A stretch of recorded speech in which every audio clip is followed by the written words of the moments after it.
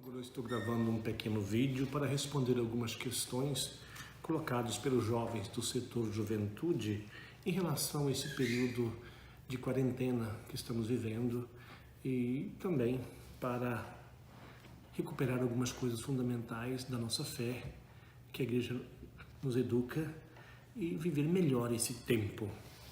Bom, foram colocadas algumas perguntas e eu vou responder essas perguntas de uma forma muito espontânea e falar daquilo que realmente, na minha experiência pessoal, tem sido muito importante. A primeira pergunta é: o que fazer se não podemos confessar durante a pandemia? Nós, como vimos, o Santo Padre, na Praça de São Pedro, dia 27 de março, fez aquele momento de adoração ao Santíssimo e disse palavras belíssimas para nós. E uma das coisas que o próprio Papa nos concedeu é aquilo que se chama indulgência plenária, no sentido de que, já que não podemos receber o sacramento de forma direta e física diante do sacerdócio, o Papa concedeu que cada pessoa pudesse receber a indulgência plenária rezando o credo, um Pai Nosso, rezando 3 Ave Marias e, sobretudo, vivendo uma autêntica contrição, ou seja, um arrependimento verdadeiro, profundo dos pecados cometidos, com a condição de que, assim que for possível, procurar o Padre e confessar-se sacramentalmente falando. Essa graça que a Igreja nos concede nos deixa em paz nesse período, certo de que o Senhor em misericórdia perdoa os nossos pecados. E nesse momento de forma diferente, mas é a realidade que se impõe e de fato é muito importante evitar contatos e aglomerações. E nesse sentido, evidentemente, a confissão sacramental nesse momento não é possível por conta disso.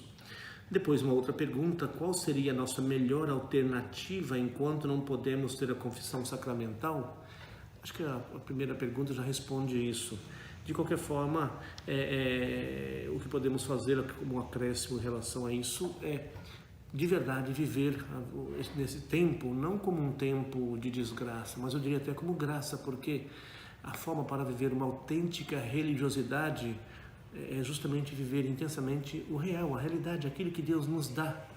E nesse momento que nós estamos vivendo, é evidente que, por conta da pandemia, nós ficamos vulneráveis, ficamos também muitas vezes ansiosos, até porque não podemos sair de casa, não podemos encontrar os amigos. Mas, repito, essas circunstâncias que Deus nos permite viver, primeiro tem uma função pedagógica, nos educa a reconhecer o quanto nós somos frágeis, limitados e vulneráveis, dependentes, mas isso é positivo, porque é uma grande ocasião para reconhecer de fato em quem nós podemos colocar a nossa esperança, quem realmente fundamenta a nossa existência, e é Cristo ressuscitado presente na nossa vida, antes mesmo de estar presente num sacramento, que é fundamental, o sacramento da Eucaristia, etc., mas Ele está presente na nossa vida através da sua igreja. Ele mesmo disse: onde 2 ou 3 estiverem reunidos em meu nome, eu estarei no meio deles. E você está na sua casa, com seus pais, com seus avós, a maioria pelo menos cristãos, e aí está presente Cristo, e aí você pode fazer memória dele. Então, nesse sentido, a melhor forma para viver esse tempo é buscar momentos de oração.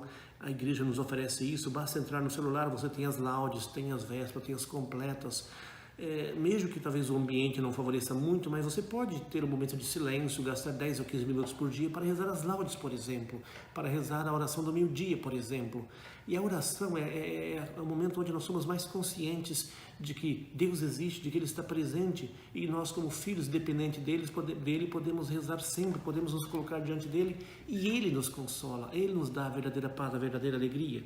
E depois uma outra pergunta: o que fazer para melhorar o convívio com a família na quarentena? Aqui eu quero enfatizar os aspectos positivos. Um jovem como vocês, ou qualquer jovem, na vida normal, fazem tantas coisas, nós fazemos tantas coisas, estudos, passeios, universidade, colégio, nem sempre temos tempo para ficar em casa. Agora estamos tendo mais tempo para ficar com nossos familiares, com nossos entes queridos, então isso é um aspecto positivo.